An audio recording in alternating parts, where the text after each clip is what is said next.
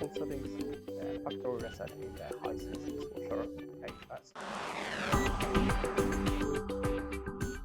In the first step, we have to go to settings, so hold the program and play button together for 3 seconds.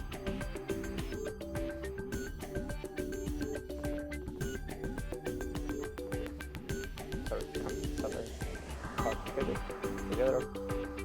Okay, now we're in settings. Then you can click on the set link button and you see the paradise is reset. Then click on the program button.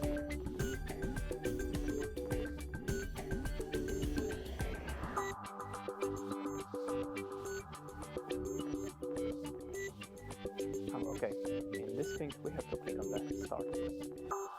And that's it. Thanks for watching, it was HardReset, and goodbye.